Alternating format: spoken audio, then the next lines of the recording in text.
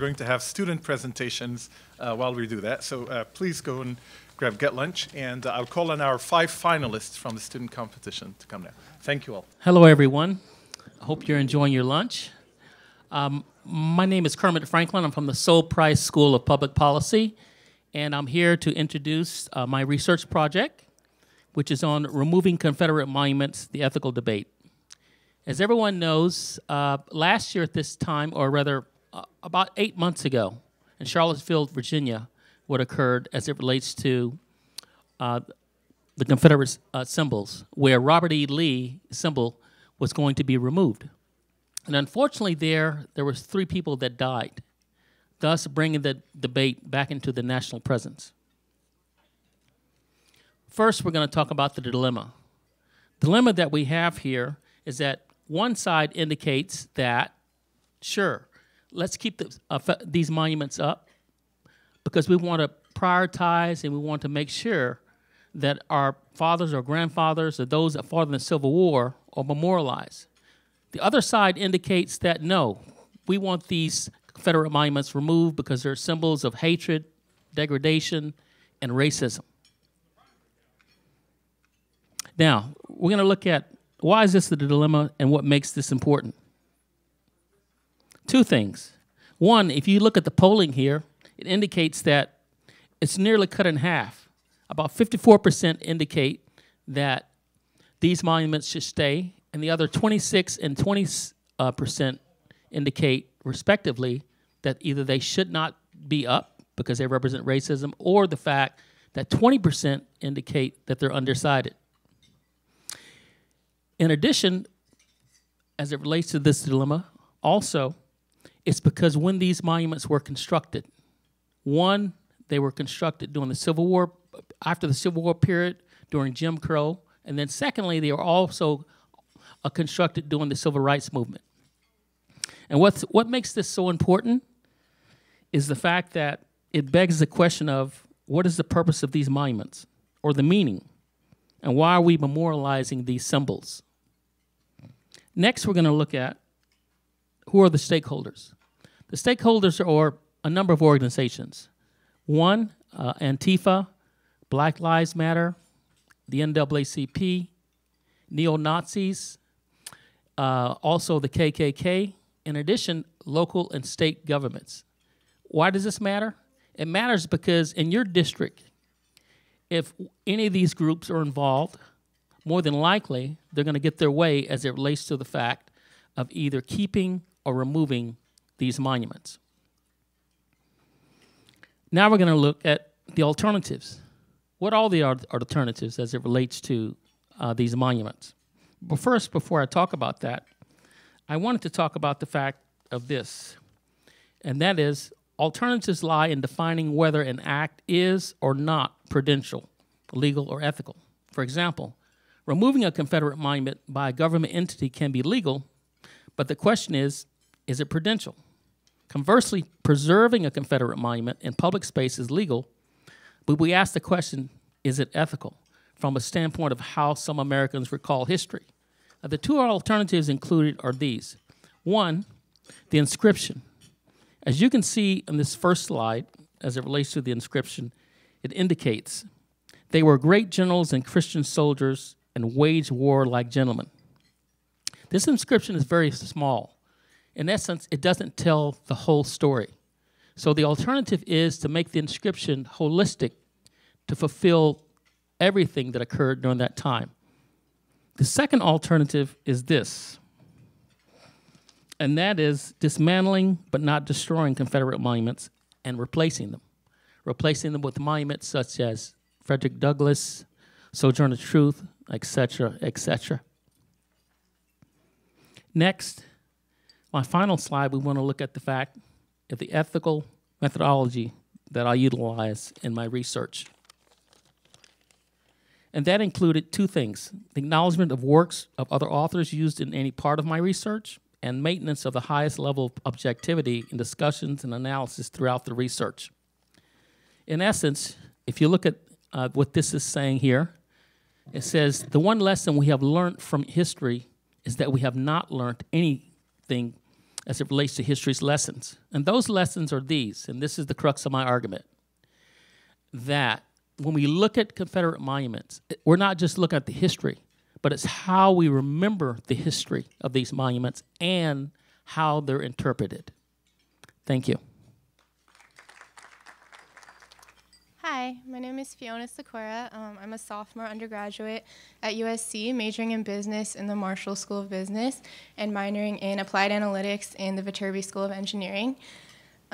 Today I'm here to present my paper on the controversial method of in vitro fertilization, or IVF, via the method of pre-implantation genetic diagnosis, or PGD, which is an incredibly powerful and relevant technology because it allows for the profiling of the genomes of embryos prior to their implantation in the uterus, essentially allowing prospective parents to select against disease-related alleles when deciding which embryos to move forward with for pregnancy.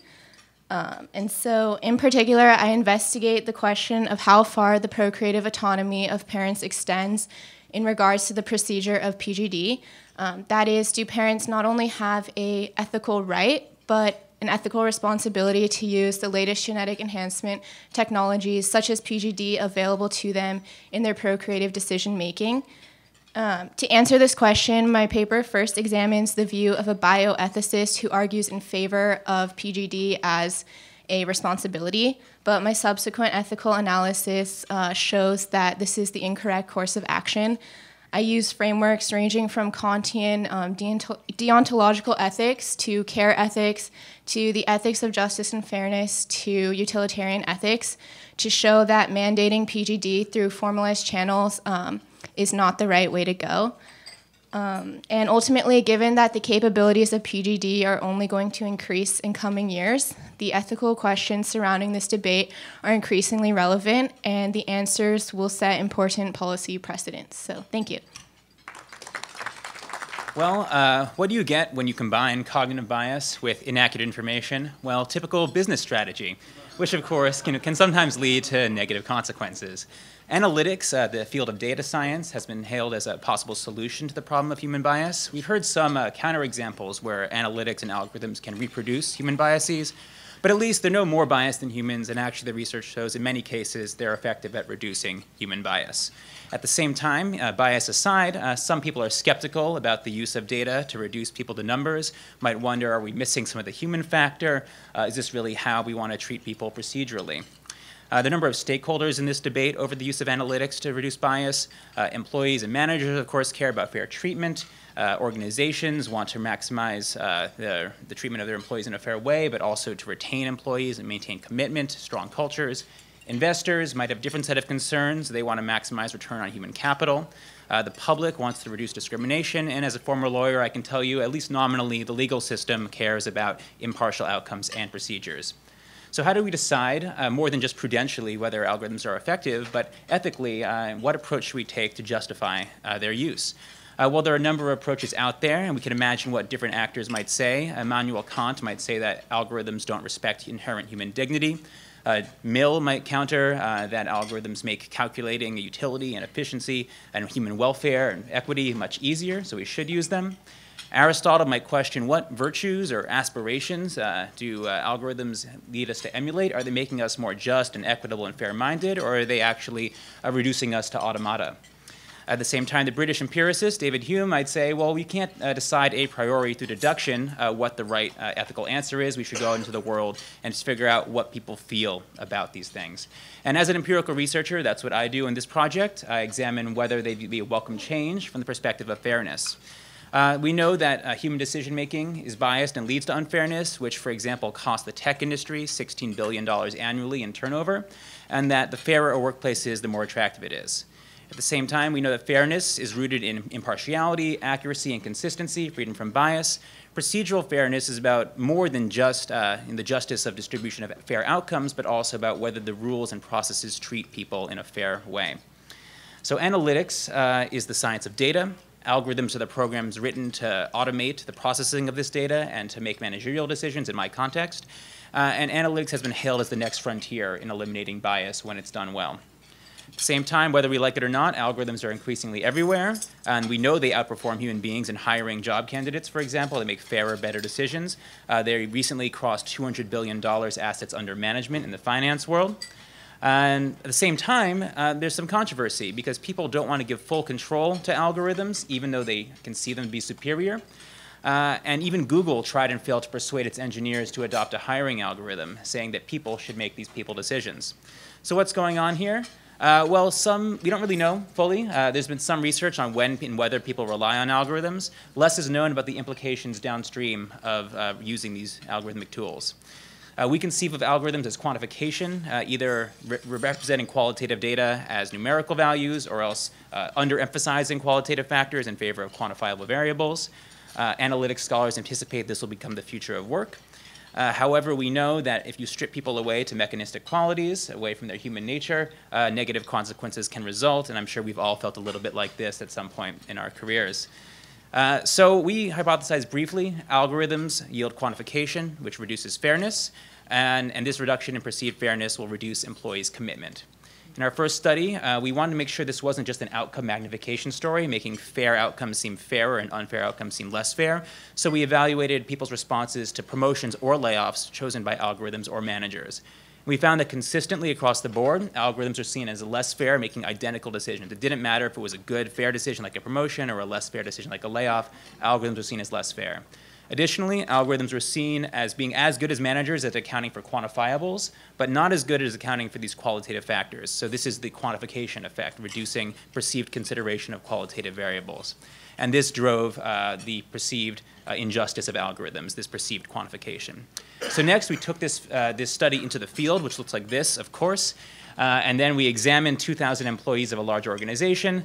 We told them, many orgs like yours are considering a new HR process, either an algorithm or a team that uses explicitly qualitative or quantitative factors. We manipulated this quantification construct. And we found a similar result. Quantification is less fair than qualitative-driven processes. Algorithms are less fair than managers, and these quantitatively driven algorithms are seen as least fair of all. Similarly, we found these same effects on organizational commitment, and these effects were mediated by the drop in fairness. So algorithmic processes would cause employees to feel less committed to their organization. So how can we partner algorithms with humans to maybe solve this problem, increase perceived as well as objective fairness? There's some evidence that if you can tweak an algorithm's output, you're more willing to rely on it.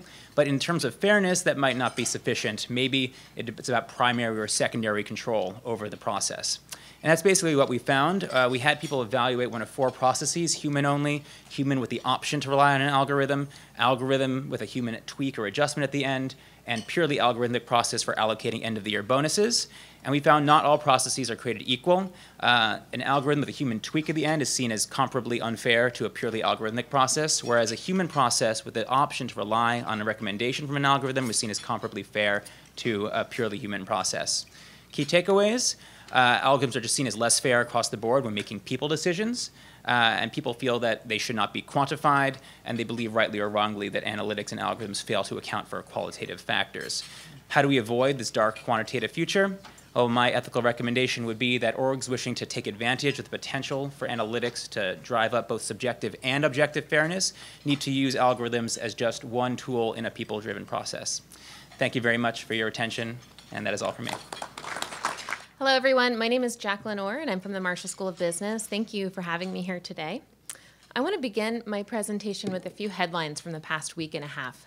So I'm sure many of you are aware that recently one of Uber's self-driving cars struck and killed a pedestrian in Arizona.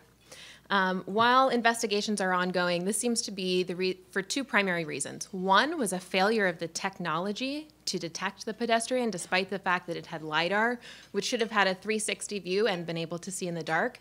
And second is the failure of the test driver behind the wheel, who also did not detect the pedestrian or take over the car. And in fact, a video showed that at the time of the collision, she was looking at her phone and not the road. After this, many others thought critically about their own plans to test automated vehicles on public roads, and Arizona suspended the right for Uber to test in the state. Uber then voluntarily decided not to renew a permit in California to test on Californian roads, and while Uber was under scrutiny and thinking about scaling back, Waymo, which is formerly Google's self-driving car project, is actually planning to scale up their efforts, feeling confident in their own technology and the fact that they have test-driven more miles than any other company on the roads. So these current events are relevant to my submission to the Neely Center competition. And my submission came in two parts. One is a case study, which is a succinct piece of writing that students receive ahead of class with a set of facts and circumstances to position them as decision makers. So as Dean Ellis said earlier, students learn best by stories, or I would argue cases, as opposed to directives. The second part of my submission was a teaching note to guide instructors in their teaching in the classrooms. And my submission is designed to be easily implemented in courses and in fact contains everything that an instructor would need to do so. This case is about the business decision to release semi-autonomous vehicle technology. There's actually an entire taxonomy with different levels of autonomy, but for simplicity's sake today, I will define semi-autonomous as any vehicle which has automated some, but not all, of the driving tasks and requires a human to have oversight and take over when needed. The case is set from 2014 to 2016 with Cadillac, which is part of GM, as the case protagonist. In 2014, GM announced semi-autonomous vehicle technology, which they planned to release in a 2016 Cadillac model, and they called it Super Cruise. It had been in testing for a while. And the next year, about a year before they planned to release Super Cruise, Tesla released their own semi-autonomous technology called Autopilot. And this is interesting because CEO Elon Musk had originally planned not to release any automated technology until his company achieved full autonomy, meaning no human oversight needed. But he released it early, in his words, because it was a moral imperative. And he believed this because he had access to his company data, which showed that even this limited technology was safer than humans driving unassisted on the roads, and he believed it would save lives. This is no small thing because, as you'll see on the slide, in 2015, more than 35,000 people were killed on American roadways, more than 2.5 million were injured, and most of these were attributed to human driver error. Despite this potential, many researchers were concerned. They believed that consumers were not quite ready for this technology, that in fact they would over-rely on it, they would become distracted, and they would essentially treat it as if it were fully autonomous. And this echoes with the Uber example earlier where the test driver was on her phone, not paying attention. This is juxtaposed to another big name in the space at the time, which is Google's self-driving car project, now a separate company named Waymo. Waymo also credited or cited the idea of saving lives on the roadways as an impetus for their work, but they took a radically different approach. They were designing automated cars from the ground up with no intention to ever release semi-autonomous technology, and at the time of this case, there was no public release date set. This brings us to our dilemma, which is should Cadillac or GM release semi-autonomous Super Cruise, and if so, when? The ethical crux of this case really is the fact that many believed that Super Cruise, which GM already had access to, it was already developed, would save a lot of lives as soon as it were implemented, as soon as it were released. But many people also believed that there was a potential for this technology to be fatally misused. In addition to these considerations, GM executives also had many other things to consider, which I will skip over per Lee's advice. The purpose of this case really is to put the student in the driver's seat. The purpose of this case is not to provide a directive to the students, not to tell them what is right, but to help them think about how to make ethical decisions. There's many other things the teaching note also provides, which I will also skip over. And here's a deep dive into how the teaching note guides instructors to help students make these ethical decisions, which I will again skip and say thank you so much for your time. It's been a pleasure to be here. Good afternoon, everybody. I'm Rashi Chaudhary, and I'm here to share my views about how ethics bias impact corporate sustainability reporting. So the main motive of corporate sustainability reporting is to inform the stakeholders so that they can take informed decisions. But what if the stakeholders' decisions are based on ethically biased information?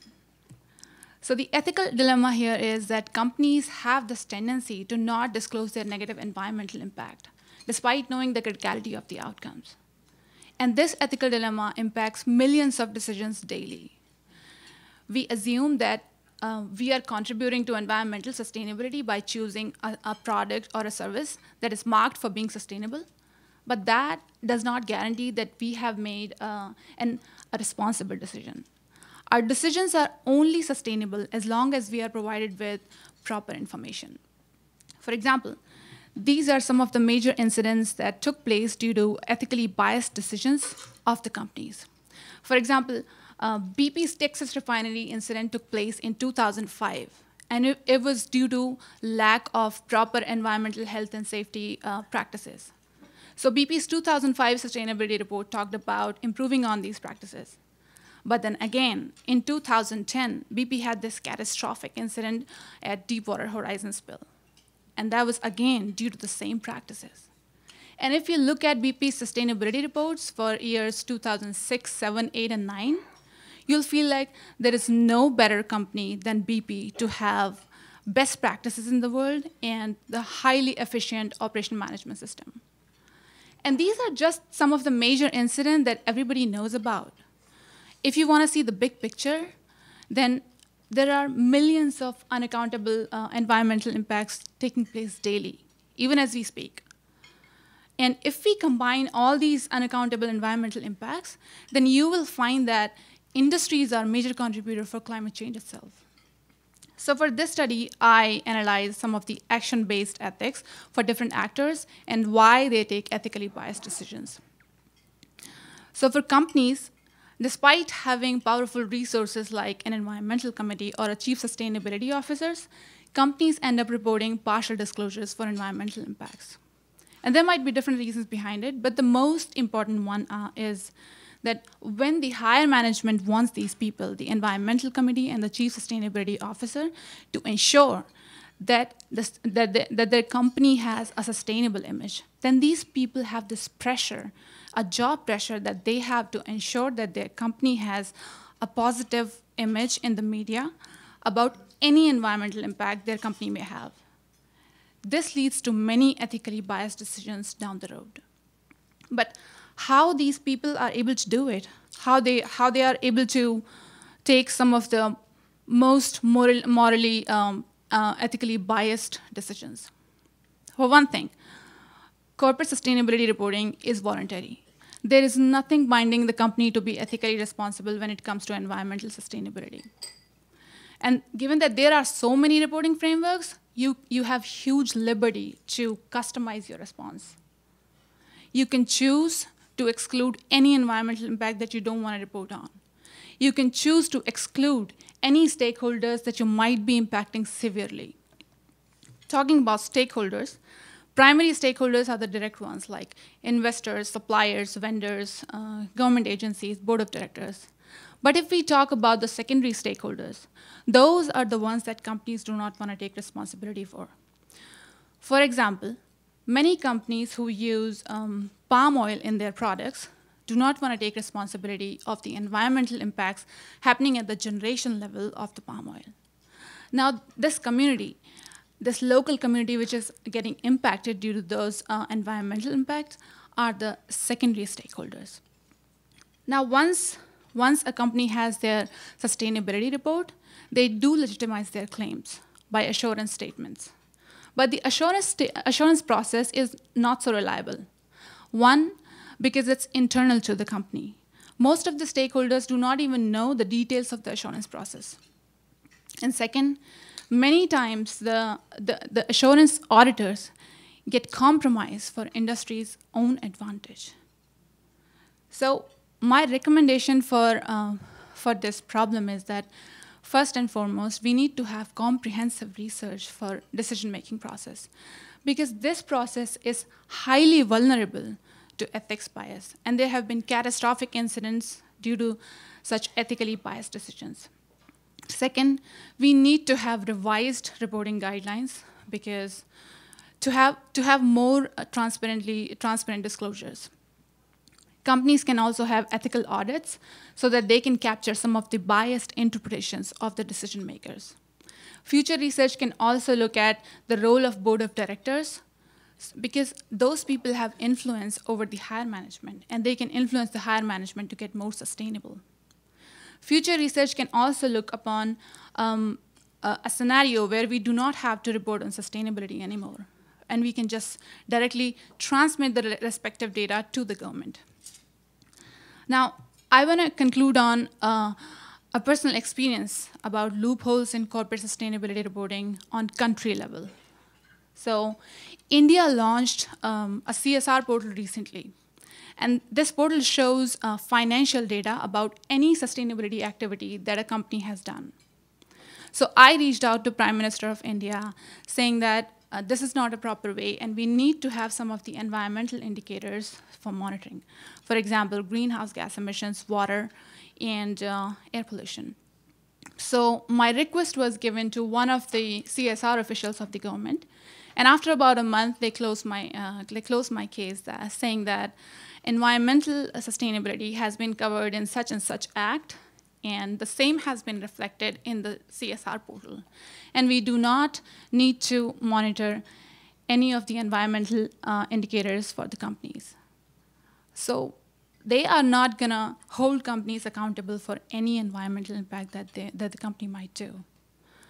So corporate sustainability needs reforms because environmental impacts are global. It does not matter where they take place. Thank you.